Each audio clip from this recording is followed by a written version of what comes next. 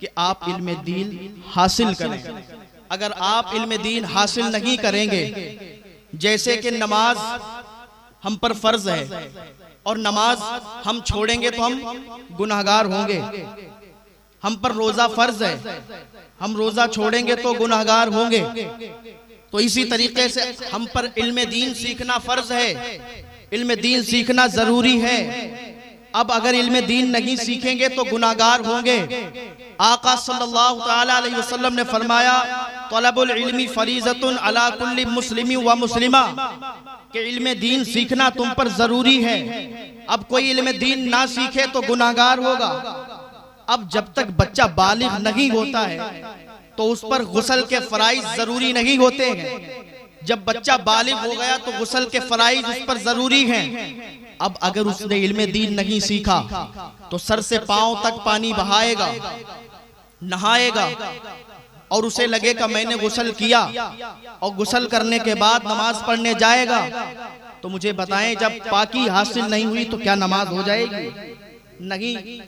जब पाकी ही हासिल नहीं हुई तो फिर नमाज नहीं होगी।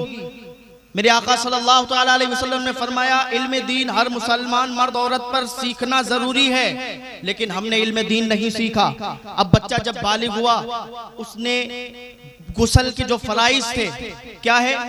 कुल्ली करना, सही तरीके से कुल्ली करना, गरारे के साथ नाक में पानी डालना, नरम हड्डी तक पहुंचाना, सही तरीके से नाक साफ करना, उसके बाद सर से लेकर पांव तक पूरे जिस्म पर पानी बहाना, यहाँ तक के एक बाल भी सूखा न रह जाए। अगर एक बाल भी सूखा रह गया तो फिर गुस्ल नहीं। अब बंदा जब इस तरीके से, उसे मालूम नहीं है, उसने इल्म दीन नहीं सीखा, महफिलों में नहीं बैठा, अब इल्म दीन नहीं सीखा, इसी तरीके से जिंदगी भर गुस्ल करता रहा, नमाज पढ़ता रहा। एक टाइम वो आता है कि उसकी रूह उसके जिस्म से निकल जाती है। एक टाइम वो आता है कि बंदा इस दुनिया से चला जाता है। जब मर के जाओगे, इल्म दीन नहीं सीखा होगा और पूरी जिंदगी बगैर सीखे नमाज पढ़ी होगी, बगैर सीखे वुजू बनाया होगा, बगैर सीखे आपने ये काम किए होंगे। जब पूछा जाएगा कि तूने नमाज क्यों नहीं पढ़ी, रोज़े महशर के जान उदास बुअत अवली पुरशिशे नमाज बुअत, जब पूछा जाएगा कि तूने नमाज क्यों नहीं पढ़ी, तो बंदा कहेगा मैंने तो नमाज पढ़ी थी मौला। तो आवाज आएगी, उससे कहा जाएगा, उससे फरमाया जाएगा कि तूने नमाज कैसे पढ़ी, तूने तो पाकी हासिल नहीं की। वो कहेगा परवरदिगार आलम, मैंने तो गुस्ल किया था, मैंने तो नमाज भी पढ़ी, मैं तो गुस्ल भी किया, पाकी भी हासिल की। तो रब फरमाएगा तूने किस तरीके से पाकी हासिल की? जो तुझ पर फर्ज था, गुस्ल के जो फराइज थे, तूने वो तो अदा नहीं किए, तो फिर तेरी पाकी कैसी हुई? जब तू पाक नहीं हुआ तब तेरी नमाज भी नहीं हुई। क्या तुझे मेरे महबूब ने ना बताया था, मेरे महबूब ने नहीं समझाया था? क्या तूने मेरे महबूब की हदीस पे अमल नहीं किया था? तलबुल इल्मी फरीज़तुन अला कुल्ली मुस्लिमी व मुस्लिमा, कि इल्म दीन सीखना हर मुसलमान मर्द औरत पर जरूरी है। अब मुझे बताएं, ये उज़्र उसका कबूल नहीं होगा कि मौला मैं नहीं जानता, मैं नहीं जानता, ये उज़्र कबूल नहीं किया जाएगा। याद रखें, जब शादी की तकरीब होती है, शादी का मौका आता है, जब निकाह की महफिलें सजती हैं, जब निकाह का वक्त आता है, अब जब इल्म दीन सीखा नहीं होगा, हुजूर की हदीस पर अमल नहीं किया होगा, अब शादी होगी। और शादी होने के बाद शौहर ने अगर बीवी को सताना शुरू किया, शौहर ने अगर बीवी को परेशान करना शुरू किया, चूंकि इल्म हासिल नहीं किया, और इल्म हासिल नहीं किया तो उसे हुकूक नहीं मालूम कि शौहर के क्या हुकूक है, बीवी को नहीं पता, बीवी के क्या हुकूक है, शौहर को नहीं पता। अब जब उससे पूछा जाएगा कि तूने अपनी बीवी को भेजा, परेशान क्यों किया, भेजा क्यों सताया, तो कहेगा मौला मुझे पता नहीं था। तो ये उज़्र कबूल नहीं होगा, क्योंकि रब फरमाएगा क्या तूने मेरे महबूब की हदीस पर अमल नहीं किया? तलबुल इल्मी फरीज़तुन अला कुल्ली मुस्लिमी व मुस्लिमा, तूने इल्म दीन सीखा क्यों नहीं? जबकि इल्म दीन सीखना फर्ज है, इल्म दीन सीखना जरूरी है। तो अब हमारे उलमा इसी बात को लेकर, अब ऐसी बहुत सी चीजें हैं, हमारे उलमा को फिक्र लाहिक हुई, हमारे उलमा, हमारे बुजुर्गों ने, उन्हें उनकी रातों की नींदें उड़ गईं, इस चीज ने उनको तड़पा के रख दिया कि अब कोई 60 साल का है, कोई 50 साल का है, कोई 40 साल का है, अब इनको बिज़ाब्ता मदरसे तो भेजा नहीं जा सकता। अब मुझे बताएं, कोई 50 साल का, कोई 60 साल का, उससे कह दिया जाए कि जनाब आप मदरसे चले जाएं, कोई जाएगा मदरसे? तो मदरसे जाकर अब वो इल्म हासिल नहीं कर सकता। क्यों? वजह यह है कि उसके सामने उसकी बेटियां हैं, उसके सामने उसके बेटे हैं, उसके सामने उसका परिवार है। अब वो कमाई करता है तो लाता है घर पे, तो घर चलता है। अब मदरसे जाकर तो पढ़ाई कर नहीं सकता। अब उलमा ने एक तरकीब सोची कि किस तरीके से इनको इल्म सिखाया जाए, किस तरीके से इनको पढ़ाया जाए। आखिर जब ये गिरफ्तार होंगे, जब ये पढ़ेंगे नहीं, जब ये इल्म सीखेंगे नहीं, तो जब मर के जाएंगे तो इनकी पकड़ होगी। तो किस तरीके से इन्हें बचाया जाए, किस तरीके से इन्हें समझाया जाए? तो हमारे उलमा ने फिक्र की और एक तरकीब निकाली। हमारे उलमा ने एक तरकीब सोची कि एक शख्स आ रहा था, कहा मियाँ बड़े खुश हो, क्या बात है? कहा हजरत हमारे घर पे एक शादी की महफिल है, हमने अपने बेटे की शादी कर रहे हैं, हम अपने बेटे की शादी की तरकीब कर रहे हैं, हम अपने बेटे की शादी करने वाले हैं। तो हजरत ने फरमाया कि मियाँ जब तुम अपने बेटे की शादी कर रहे हो तो क्यों ना, क्या ही कितना अच्छा होता, बेटा नीचे रख दो पैसे, कितना अच्छा होता कि तुम अपने बेटे की या बेटी की शादी भी करते, लेकिन उस मौके पर तुम महफिल मिलाद शरीफ भी मुनाकिद कर लेते, महफिल मिलाद शरीफ भी कर लेते, तुम्हारी शादी भी हो जाती। और शादी की महफिल में जब तुम महफिल मिलाद शरीफ मुनाकिद करते तो हुजूर से मोहब्बत का इजहार भी हो जाता। उलमा आते और आने के बाद तुम्हें शादी का मसला समझाते। तुम जब निकाह की महफिल रखोगे, निकाह पे शादी के प्रोग्राम में जब जलसा रखोगे, महफिल मिलाद शरीफ मुनाकिद करोगे, तो उलमा आएंगे तुम्हें समझाएंगे, उलमा आएंगे हुकूक बताएंगे कि बीवी के क्या हुकूक होते हैं, उलमा आएंगे ये समझाएंगे कि शौहर के क्या हुकूक होते हैं। इस तरीके से जब महफिल मिलाद शरीफ मुनाकिद होगी तो मकसद क्या था? मकसद यह था कि शादी भी हो जाएगी और शादी की महफिल भी हो जाएगी। और महफिल में मकसद यह था कि उलमा आएंगे, इनको शादी के मसले समझाएंगे। इसी तरीके से जब अकीका की किसी ने महफिल की तो पूछा मियाँ क्या कर रहे हो? कहा अकीका कर रहे हैं। कहा अकीका कर रहे हो, बहुत अच्छी बात है, लेकिन अगर तुम अकीका करने से पहले एक महफिल मिलाद शरीफ को मुनाकिद कर लो तो तुम्हारा अकीका हो जाएगा।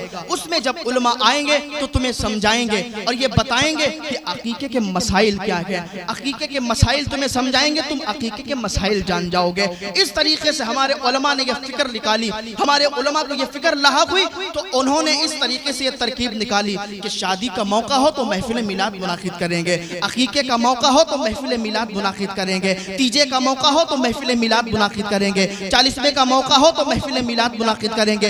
इस तरीके से महफिल मिलाद जब मुनाकिद करेंगे तो याद रखें, अगर 50 महफिलें भी हो गई, एक गांव के अंदर 50 महफिलें हो गई और 50 महफिलों में 4-4 मसले अगर उलमा ने आके बता दिए तो एक बंदा 4-4 मसले, फिर महफिल मिलाद मुनाकिद होगी, उलमा आएंगे अपनी बात करेंगे चले जाएंगे। हमने उस पर अमल नहीं किया, हमें इस पर अमल करना होगा, हमें इस पर तवज्जो से सुनना होगा, हमें इसका मकसद समझना होगा। क्योंकि आजकल के हमारे जो उलमा हजरात हैं, अल्लाह ताला सबको सलामत रखे, लेकिन कुछ ऐसे भी खुतबा हैं, कुछ ऐसे भी खतीब हैं कि जिनके अंदर लिल्लाहियत बाकी नहीं है, जो अपने बयान के अंदर लिल्लाहियत नहीं देते, इसलिए वो आते हैं सिर्फ तेरी मेरी इधर उधर की बुराई करके, इधर उधर की बातें करके, मिंबर से रस्मी तौर तरीके से खतीब खिताबत करके और चले जाते हैं। इसीलिए तब्दीली नजर नहीं आती है, इसीलिए हमारे अंदर बदलाव पैदा नहीं होता है। अल्लाह ताला फरमाता है, ऐ मेरे बंदो तुम अल्लाह ताला की दी हुई जो नेमतें हैं उनको जिक्र करो, उनका चर्चा करो, उनका शुक्र अदा करो। अल्लाह ताला ने फरमाया कि नेमतों का जिक्र करो। अब अल्लाह ताला का हुक्म यह है कि नेमतों को जिक्र किया जाए, लेकिन खबर क्या दी गई कि नेमतें इतनी हैं कि गिनती से बाहर हैं, यानी गिन नहीं सकते। तो अब मुझे बताएं, जो चीज गिनती से बाहर हो उसको हम गिन कैसे सकते हैं?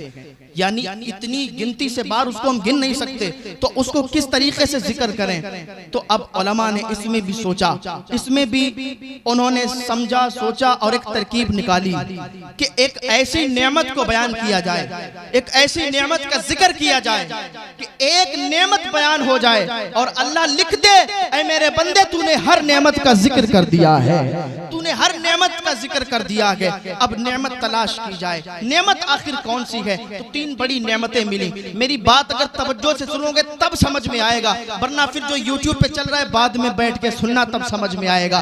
तो 3 बड़ी नेमतें, उनमें से अपना वजूद, अपना जिस्म भी एक बड़ी नेमत है। ये हमारा जिस्म जो है ये बड़ी नेमत है, इसलिए कि हमारे पास जिस्म है तो हमें नेमतें मिल रही हैं। जिस्म है तो ये शरबत आ रहा है, हमारा जिस्म है तो ये शरबत हम पी सकते हैं। अगर जिस्म ना होता, अगर वजूद ना होता तो ये शरबत नहीं पी सकते थे। पता चला जिस्म है तो ये शरबत पी रहे हैं। जिस्म ये बहुत बड़ी नेमत है, लेकिन अब हमारा जिस्म तो है, हमारा वजूद तो है, लेकिन ये किसके सबब है? ये किसके सबब है? ये हमें वजूद किसके सबब मिला? एक सीधा सा जवाब आपको देते हैं कि हमारा जिस्म ये हमारे माँ बाप के सबब है। कि अगर माँ बाप ना होते तो फिर जिस्म ना होता, क्योंकि जब कोई चीज वजूद में आती है उसकी 4 इल्लतें होती हैं। 2 मैं आपको समझाना चाहता हूँ। एक इल्लत मादी होती है और एक इल्लत फाइली होती है। आप कहेंगे जनाब ये इल्लत मादी क्या हुआ, इल्लत फाइली क्या हुआ? तो मैं आपको समझाता हूँ। हमारी तरफ वो जो मिट्टी से बर्तन बनाए जाते हैं, मिट्टी से जो बर्तन बनते हैं उनको उसको कुम्हार कहते हैं, इधर क्या कहते हैं पता नहीं, लेकिन जो मिट्टी से बर्तन बनाता है तो जिसने बनाया वो इल्लत फाइली हो गया, जिससे बना वो इल्लत मादी। तो हम अपने माँ बाप से बने तो हमारे इल्लत मादी हुए हमारे माँ बाप। अब हमारा जिस्म, हमारा वजूद हमारे माँ बाप के सबब है, तो हम हमारे माँ बाप के सबब हम पैदा हुए, तो हमारे माँ बाप किसके सबब आए? तो एक सीधा सा जवाब कि वो अपने माँ बाप के सबब। फिर वो किसके सबब आए? वो अपने माँ बाप के सबब। वो किसके सबब? वो अपने आबाओ अजदाद के सबब। तो बात यूं ही चलेगी या कहीं पर रुकेगी? तो जब ये सवाल हुआ कि बात यूं ही चलती चली जाएगी या कहीं पर रुकेगी, तो जवाब आया ये बात हजरत आदम अलैहिस्सलाम पर रुक जाएगी। क्यों? क्योंकि हमें जिस्म मिला हमारे माँ बाप के सबब, उन्हें जिस्म मिला उनके माँ बाप के सबब, उन्हें जिस्म मिला अपने आबा व अजदाद के सबब, उन्हें जो वजूद मिला है वो हजरत आदम के सबब मिला है। अब यहाँ पर एक मसला आके रुका कि ठीक है हम बने अपने माँ बाप के सबब, माँ बाप बने अपने माँ बाप के सबब, वो अपने आबा व अजदाद के सबब, वो हजरत आदम के सबब। तो हजरत आदम किसके सबब बने हैं? हजरत आदम किसके सबब बने हैं? अब जब सवाल हुआ तो अब मैं किसी से पूछूंगा नहीं कि मुझे ये बताओ कि आदम किसके सबब बने हैं, तो अब सीधा परवरदिगार आलम से पूछेंगे, ऐ परवरदिगार आलम तू बता कि आदम किसके सबब बने हैं? तो रब फरमाता है लौला मुहम्मदुन लमा खलक़तु आदम, अगर मोहम्मद अरबी को ना पैदा करता तो आदम को भी वजूद ना बख्शा जाता। अगर मोहम्मद अरबी ना होते तो फिर आदम भी ना होते, न जमी होती न जमा होता, न मक्की होती न मका होता, न चुनी होती न चुना होता, न जमीन की पस्ती होती, न मोम की नरमी होती, न हीरे की झलक होती, न मोती की चमक होती। कि जो कुछ बना है या आमना के लाल के सदके में बना है। वो जो न थे तो कुछ न था, वो जो ना हो तो कुछ ना हो। जान है वो जहान की और जान है तो जहान है, जान है तो जहान है। पता चला हम हमारा वजूद सब कुछ हुजूर पाक सल्लल्लाहु तआला अलैहि वसल्लम के सदके से पैदा किए गए। हुजूर ना होते तो फिर कुछ भी ना होता, हुजूर हैं तो सब कुछ है। हुजूर की वजह से हम भी यहाँ पर मौजूद हैं। अगर हुजूर ना होते तो फिर कुछ ना होता। तो बात चल रही थी हजरत आदम अलैहिस्सलाम से ही हजरत हव्वा को बनाया गया।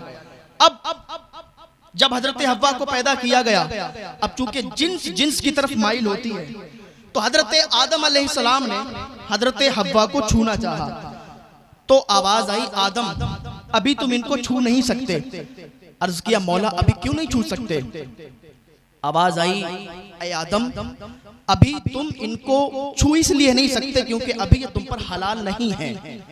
ऐ परवरदिगार आलम तो फिर ये हलाल किस तरीके से होंगी? तो आदम हलाल इस तरीके से होंगी कि इनका महर अदा किया जाए, हक महर अदा किया जाए।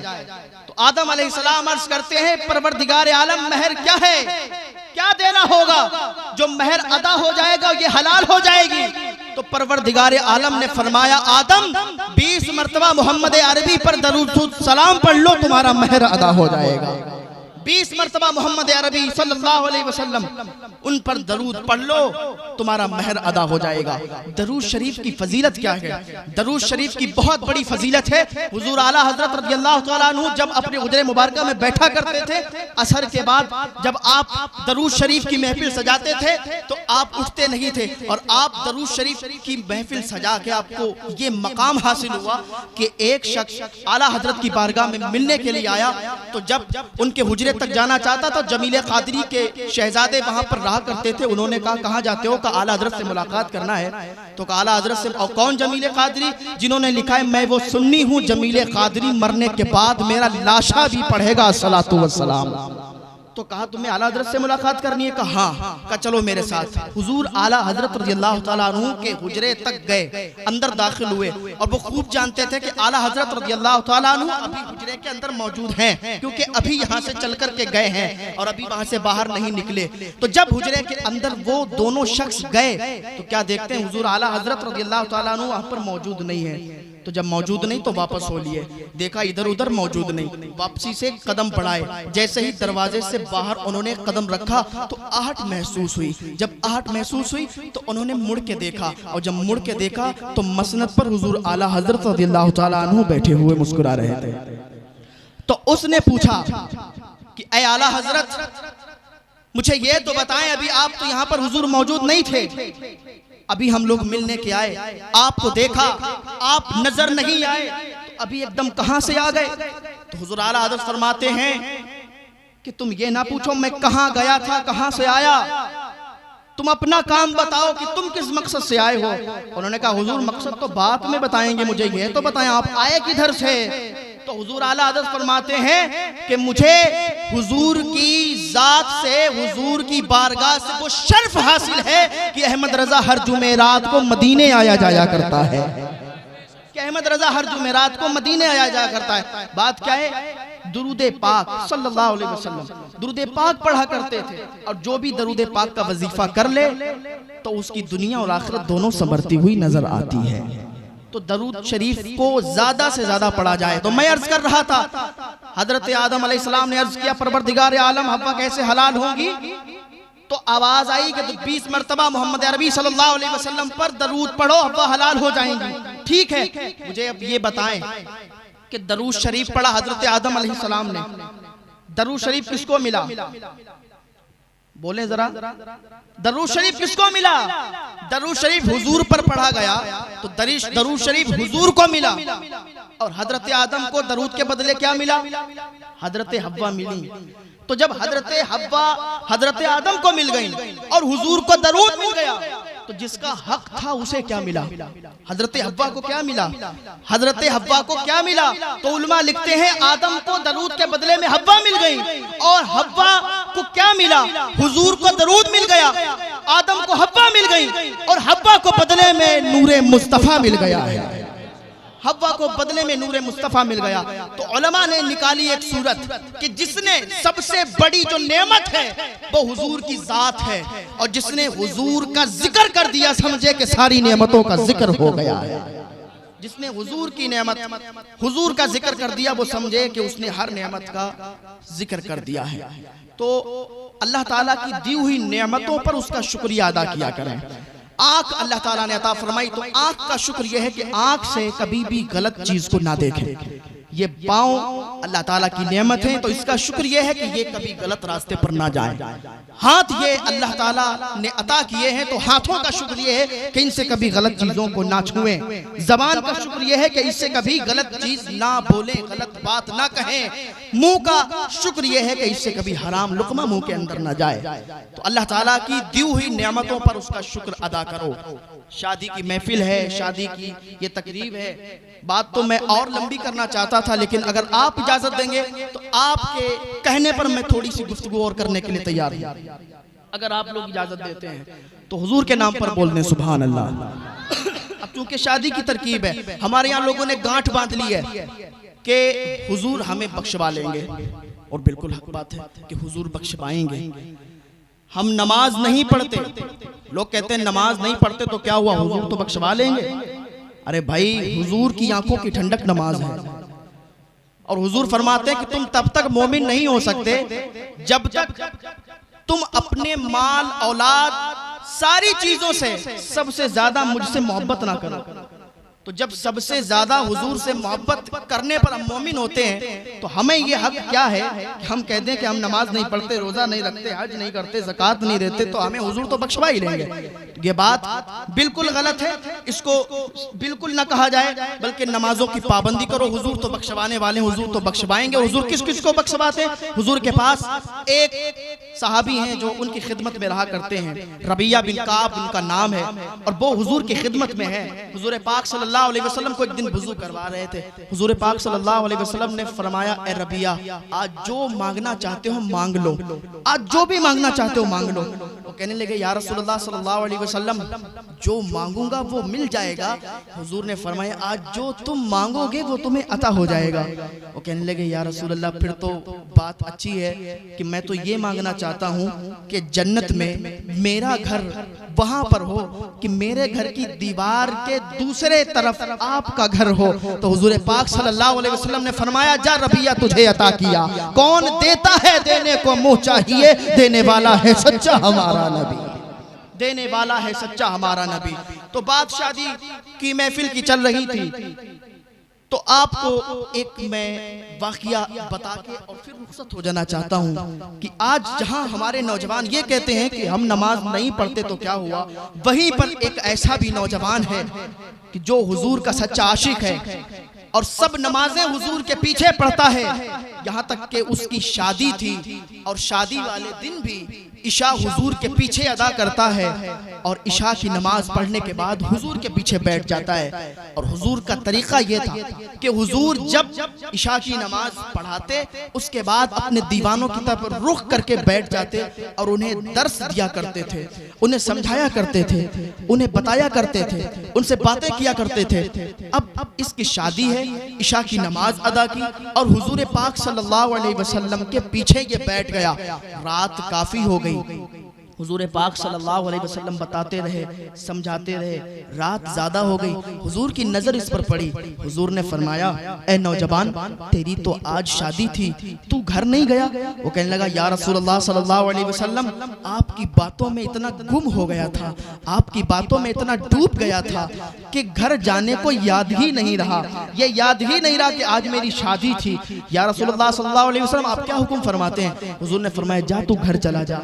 अब वो नौजवान वहां से उठता है और उठने के बाद घर पे आता है। आने के बाद घर पे जैसे ही बैठता है, अभी इधर सही तरीके से बैठकर अपनी बीवी से बातें नहीं कर पाता, उधर हजरत बिलाल पूरे मदीने में आप घूम रहे हैं और आप ऐलान कर रहे हैं, ऐ मदीने वालों सुनो सुनो सुनो, हुजूर पाक सल्लल्लाहु अलैहि वसल्लम ने बुलाया है, हुजूर पाक सल्लल्लाहु अलैहि वसल्लम ने बुलाया है, जंग छिड़ चुकी है, जंग छिड़ गई है, मदीना को घेर लिया गया है, चलो जंग पर निकलना है। अभी ये घर पे बैठा था, अभी इससे सही तरीके से बातें भी नहीं कर पाई थी, उठा, तलवार हाथ में ली और घर से बाहर निकलने लगा।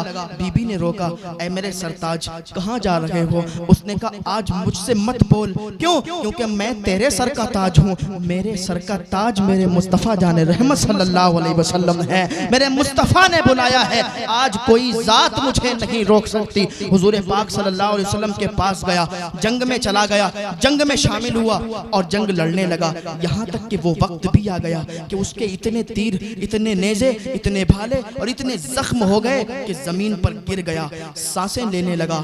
आखिरी वक्त आ गया, हुजूर पाक सल्लल्लाहु अलैहि वसल्लम दूर बैठे हुए थे। हुजूर पाक सल्लल्लाहु अलैहि वसल्लम के पास सहाबी आए, या रसूलुल्लाह सल्लल्लाहु अलैहि वसल्लम, वो तो गिर गया है, अब वो तो उसका आखिरी टाइम आ गया है, वो आपका ऐसा दीवाना है कि शादी की पहली ही रात चला आया और आने के बाद जंग में शामिल हो गया और उसको इतने जख्म लगे हैं कि वो गिर चुका है, वो अब आखिरी सांसें ले रहा है। या रसूलुल्लाह सल्लल्लाहु अलैहि वसल्लम, उसको आपके पास ले आए। लोग सहाबियों ने उसे उठाया, सहाबा उठा के और हुजूर की तरफ ले जाने लगे। हुजूर ने फरमाया, रुक जाओ, उधर ही रुक जाओ। हुजूर ने हुक्म फरमाया, फरमाया रुक जाओ, उसे मत लाओ इधर।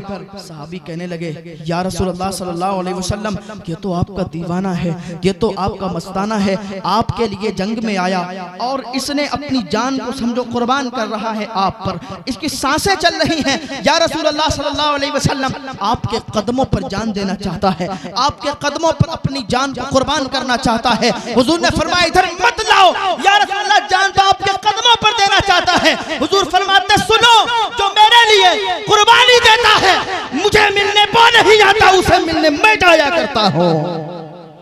मुझे मिलने फिर वो नहीं आता, बल्कि उसे मिलने मैं जाया करता हूँ। हुजूर पाक सल्लल्लाहु अलैहि वसल्लम उसके पास गए, बैठे, उसका सना हुआ सर, खून में लथड़ा हुआ सर अपने रान पर रखा, अपनी रान मुबारक पर रखा, अपनी गोद में रखा और उसकी तरफ देखने लगे। और देख रहे थे तो उसके भी आंसू गिर रहे थे। हुजूर पाक सल्लल्लाहु अलैहि वसल्लम ने देखा, हुजूर के भी आंसू निकलने लगे, गोया के आंसू आंसू बातें कर रहे थे। मेरी दास्तान हसरत को सुना सुना के रोए, मेरे आजमाने वाले मुझे आजमा के रोए। कोई ऐसा अहले दिल हो जो फसाने मोहब्बत, मैं उसे सुना के रोऊं वो मुझे सुना के रोए, मैं उसे सुना के रोऊं वो मुझे सुना के रोए। और फिर सहाबा इकराम ने वो मंजर भी देखा, जब उसकी तदफीन हुई तो हुजूर के चेहरे पर दो रंग थे। हुजूर मुस्कुरा भी रहे थे और हुजूर की आंखों में आंसू भी थे, हुजूर उदास भी थे। सहाबा ने अर्ज किया या रसूलल्लाह सल्लल्लाहु तआला अलैहि वसल्लम, गुस्ताखी माफ हो कि दो रंग चेहरे पर कैसे हैं, आप मुस्कुरा भी रहे हैं और आप उदास भी हैं। तो हुजूर सल्लल्लाहु अलैहि वसल्लम ने फरमाया है मेरे सहाबा सुनो, उदास इसलिए हूँ कि बड़ा अच्छा नौजवान था, बड़ा अच्छा दोस्त था, बड़ा अच्छा यार था, जो जल्दी बिछड़ गया, इसलिए उदासी चेहरे पर आ जाती है। मुस्कुरा इसलिए रहा हूँ कि जब से ये यहाँ से गया है, जब से इसकी तदफीन हुई है, इसकी कब्र में इतनी हूरें आ गई है कि वहाँ पैर रखने की जगह बाकी नहीं है, वहाँ पाँव रखने की जगह बाकी नहीं है। तो इस तरीके से हमारे नौजवान हैं, इस तरीके से उनके अंदर जज्बा होता है, क्योंकि जो हुजूर का जो दीवाना हो जाता है वो हुजूर के नाम पर जाने कुर्बान कर देता है और यही कहता है कि गुलामाने मोहम्मद जान देने से नहीं डरते, ये सर कट जाए या रह जाए कोई परवाह नहीं करते, ये सर कट जाए या रह जाए कोई परवाह नहीं करते। अल्लाह पाक की बारगाह में दुआ है कि अल्लाह ताला हम सबको नेक आमाल की तौफीक अता फरमाए, अल्लाह पाक हम सबको गुनाहों से बचने की तौफीक अता फरमाए। बस मैं अपनी बात को यहीं पर ख़त्म करता हूँ और फिर कभी मौका मिला तो आपके यहाँ ज़रूर आऊँगा और इंशाल्लाह लंबी चौड़ी गुफ्तगू होगी।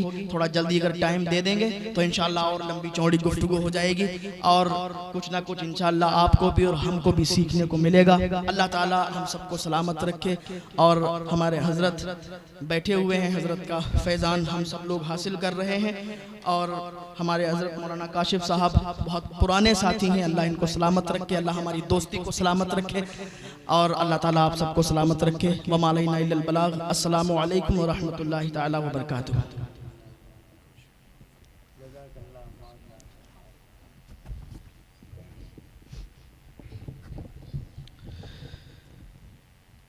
मुस्तफ़ा जाने रहमत पे लाखों सलाम, मुस्तफ़ा जाने रहमत पे लाखों सलाम, शम्अ बज़ में हिदायत पे लाखों सलाम, शम्अ बज़ में हिदायत पे